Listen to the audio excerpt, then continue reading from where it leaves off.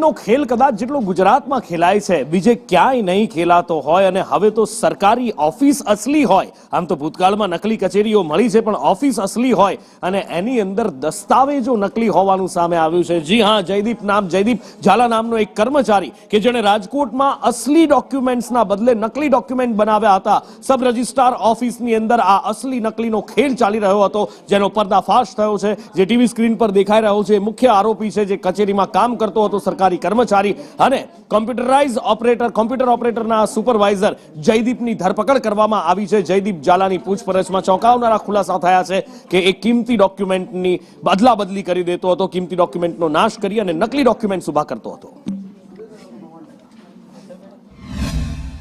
જેમાં હકીકત એવી હતી કે હર્ષ સોની નામના એક કમ્પ્યુટર ઓપરેટરે કિશન ચાવડા નામના વકીલ અને જયદીપ ઝાલા જે કે કમ્પ્યુટર ઓપરેટર્સના સુપરવાઇઝર હતા, એમના સાથે મળીને સબ રજિસ્ટ્રાર કચેરીમાં ઉપલબ્ધ જે જૂના મિલકત સંબંધી દસ્તાવેજ હતા એમની સ્કેન્ડ રેકોર્ડની કોપી સાથે ચેડા કરી અને સાથે ફિઝિકલ રેકોર્ડનો નાશ કરી એમની જગ્યાએ પોતાએ ખોટા ઊભા કરેલા દસ્તાવેજનો અપલોડ કરી એમને નવા દસ્તાવેજ ઊભા કરી આર્થિક ફાયદો મેળવેલ હતો.